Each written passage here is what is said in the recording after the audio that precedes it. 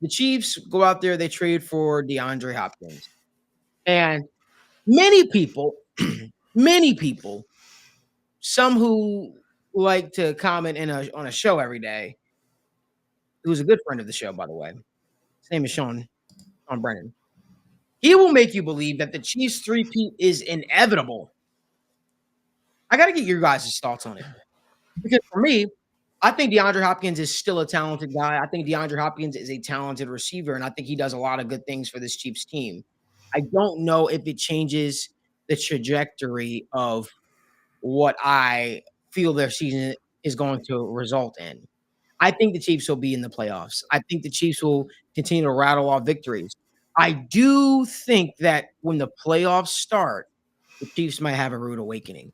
But Parker, let's get your thoughts. What are your thoughts? Kansas City Chiefs add DeAndre Hopkins. Is the three-peat inevitable?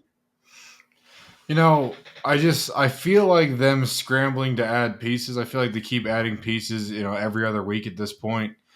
I feel like that shows that even they're not too confident in their roster. That's what I've said since the offseason. I don't think they have this mega roster. I just think they're a good team that finds ways to win. I wouldn't be surprised if we see them in their first playoff game, struggle and have to make one of these miraculous late game comebacks. I'm not saying that they won't be able to do that, but I do think this is a team that's really leaned on not necessarily the luck. I don't want to say that they are able to run into, but just having to lean into, hey, we're a team that knows how to win, even when times get tough, even when these games get tight, even when stuff isn't going our way, we find ways to make it happen, and that's what's made them a great team and why they're on the verge of that dynasty conversation. However, I don't know. It's kind of it feels like the Jets move, right? Like I don't know how moved I am by adding DeAndre Hopkins. I know he's a good player, he's a solid player, he was a great player. I don't know if he is anymore. I do think they needed an addition at receiver. I don't think he's a bad addition at receiver for these guys, but I don't know how much that really bolsters their roster as much as I like the player and I've liked his career so far. I still think it's going to be the same situation where they're going to be battling teams and they're going to play up and down to competition and they're just going to be in every game they play. I don't think this is like a explosive trade that's going to really change the course of the league and it's made them now a superpower. I just think they added a piece that they needed. They got a guy out of a situation that obviously, per his comments, he didn't really want to be in. So I like the ad. I think they needed the ad, but I don't know if anything in the NFL is inevitable. I don't know if anything in the NFL is guaranteed. It's a tough league to win in. Every former player, every coach, every fan will tell you that it's hard to win in the NFL, especially when it comes time for the playoffs. So I'm interested to see how the rest of the season goes for them. There's a long season left and a lot of games left to be played, but I do think we can expect the Chiefs in the playoffs. I think the AFC West has been underwhelming as per normal. And I think it's an easier division for them to win.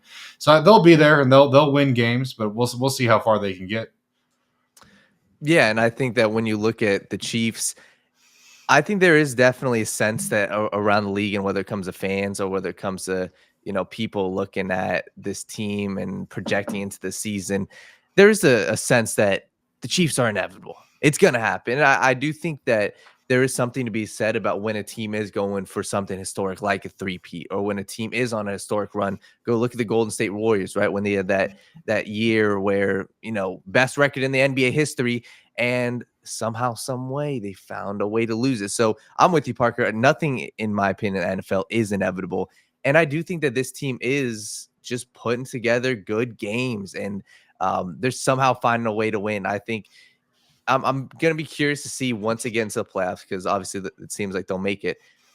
What's the team that's going to test them, right? And I think that's going to be the biggest question. I think that there are teams like the Texans, there are teams like the Ravens, and there are teams like the Bills that I think can test this team. But I think it really is going to come down to be honest, I think it is the Cincinnati Bengals. Because when I look at these matchups, and like I said, maybe this is me reading too much into the past, but I'm not confident in the Bills. I think the Houston Texans have looked good in spurts. And the same thing with the Ravens. They've looked good, but it seems like the Chiefs just have their numbers. So, Parker, what do you think is the biggest threat to the Kansas City? Well, before we even do that, somebody said in the comment section, I want to make sure I get to it. It said, because one thing I want to do is I want to get out of, and maybe these teams are just always going to be grouped together. But I really want to get out of like when we talk about Bengals, I want to stop mentioning the Chiefs. When we talk about Chiefs, I want to stop mentioning Bengals. I want to give these teams their flowers. But Yeah. one thing I will say is someone saying Malik is praying and wishing on the Chiefs' downfall. Me, no, never. Never. I want to see the best versus the best.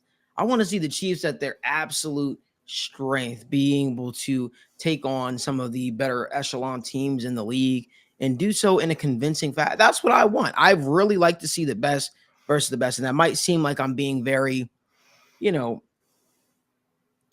sarcastic, I guess. I'm not, though. I really want to see the best versus the absolute best. So to Daniel's point, Parker, in terms of the three-peat, I guess we can talk about it. Who do you see as um, the realistic threat to the Kansas Chiefs chances? Well, I mean, even just looking at the rest of their regular season schedule, right? I mean, they have to play the Buccaneers, who are a scrappy team. And I mean, the Chiefs were only able to beat the Falcons by 5 points. Mhm. That Falcons Buccaneers game was a battle. I think the Buccaneers, we've talked about it. I've talked about it a lot. I think they're just a really scrappy team. They find ways to lose games. It feels like a lot of the time, but they're going to stay in a game. They're going to challenge you. They're going to stress you. Like Daniel brought up, and you brought up this Bills team. I think looks like a wagon right now. They're kind of a roller coaster like they always are, but I think that's always a good game between those two teams. Last time they played the Chargers, they only won by 7. That's a divisional opponent. This Browns team is going to be interesting. We'll see how Jameis looks. We'll see if any of the other quarterbacks in this room get another opportunity. I'm interested to see how this Houston game goes. The Steelers game. I mean, they have a lot of regular season games that still, I think, could be interesting matchups that they could find a way to lose. Especially, I mean, these divisional games are never easy. It doesn't matter how good or bad one of the teams is. They always come down to the wire. But I really do think. I mean, we saw how that Ravens game looked in the playoffs last year, but I think this is even a different and a better Ravens team than it was last season. And I think that'd be a fun matchup again. And I get like Daniel brought up, the Bengals, don't look like a great team right now, but we all know that the Bengals can turn it on when, the weather starts getting a little colder, that snow starts falling. They seem to figure it out every single season. So it's the NFL. So I don't think any team is immune to a loss. I don't think that any team is immune to losing to what's considered a bad team.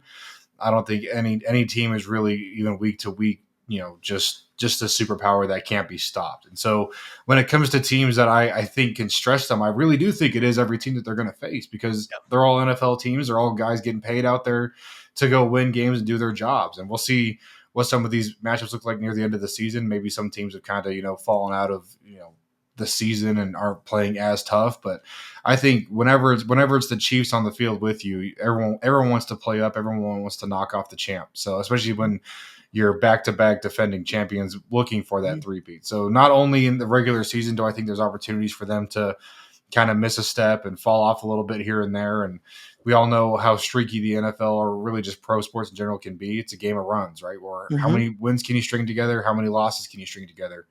So especially once they get to the playoffs, I think every game has the potential to knock them out, just like every other team. I don't think they're immune to a loss. I really don't. I don't think this Chiefs team is a superpower just based on their roster construction. I know Andy Reid's the guy. Mahomes is the guy.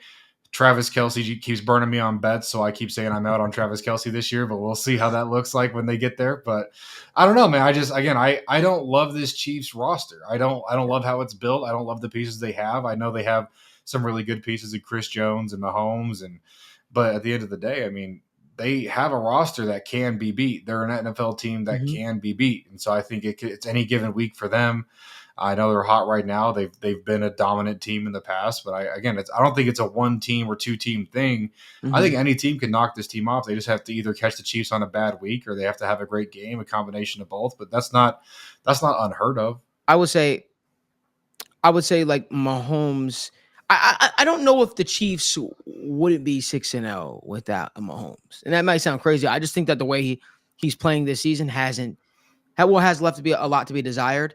I just wonder, is this Chiefs defense really that good to the point where no matter who the quarterback was, they'd probably be in a similar spot? I think they'd have a winning record. Maybe not 6-0, but I definitely think they'd have a winning record. Sean, to your point, you said everyone is so quarterback obsessed. I agree. And you talked about how you said I think you might have deleted the comment actually. but he said you can't score on them, you can't run on them. Oh, sorry, you can't run on them, you can't pass on them, you can't score on them. Good luck. Well, I'll push back and I say the Bengals did that pretty regularly against them when they faced them. So I disagree with that. I do think that this Chiefs team is beatable. I do think their defense is beatable. I do think that their corners are the strong part of their defense. Chris Jones is still Chris Jones. He is who he is, but I don't see you guys as some impenetrable force personally. I think the Chiefs are extremely beatable and you can score on them. I just think, maybe it's the talent they're facing, but I definitely think the Ravens did some good things against them. The Bengals definitely did some great things against them. I'll push back on the notion that you can't have success offensively against this Kansas City Chiefs team. Their defense is good. It's just not as good as you're making them out to be. That's just what I think. Daniel, is there anything that you want to add to that? Yeah, I think that you're right. And I think their team there, like the record shows they're great right now. And I think that they are all around a great in the moment fourth quarter, hey, time management, timeliness. I think that they're great at that. But the same thing comes where Patrick Mahomes, and we have to go off of what we've seen in the past, right? And what was the 2 times we've seen Patrick Mahomes lose in the playoffs? Because that's what I'm projecting right now, the playoffs, right? It was late in the game, getting pressure on Patrick Mahomes, and it was him making mistakes late in the game. And I think that really is one of the formulas to where that's how you win a football game. And that's not just directed at Patrick Mahomes. That's directed at every single quarterback. That's directed at Jared Goff in the playoffs with the Detroit Lions last year. It's making your team look really one-dimensional. I think that's something that teams have the chance to do. So I think, Parker, you brought up a great point, and so do you, Malik, about how these teams can play the Chiefs. It's not like the Chiefs are dominating right now. So you just hope for good health for the rest of the season for the Chiefs' sake, and you hope to see which teams match up against them in the playoffs. And for anybody who is wishing and hoping for the Chiefs' downfall, 3 teams playing against them in the playoffs is better than 2. So I think if you're looking at these opposing teams, the Texans, the Ravens, those are the teams that have the chance to get the number 1 seed, and obviously some other teams. But that's the chance that, hey, if you really want to go and say, what's the best way for the Chiefs to lose? If you play more games in the playoffs. National media, everybody else will tell you, this Chiefs team is 6-0. It's inevitable. It's blah, blah, blah, blah. It's the whole 9 yards. I'm here to tell y'all, man, the Steelers team a couple years back were running roughshod through the league, and they were just finding a way to scrap out games. What I think could be the difference maker as to why you guys don't three-peat or don't, go. I think you guys are going far in the playoffs regardless. But why I don't think you guys will be in the Super Bowl, or why I think you guys don't three-peat, what might hurt you is the fact that your offense is so reliant and so predicated on the defense to carry the day. One position group can't rely this much on another position group. That 49ers game, realistically, should have been a loss. It really should have with the performance your offense put on the board. But your defense showed up in such a big way, and luckily Brock Purdy was even worse, I would say. And you could blame it on injuries. All you could do is basically play the team that's in front of you. What's crazy? The last couple of years when we talked about how Mahomes has had the most turnover-worthy plays since I think 2018, that just have not resulted in turnovers. Actually, it's finally now catching up. But this has always been MO. Has always thrown opportunities to the opposing teams.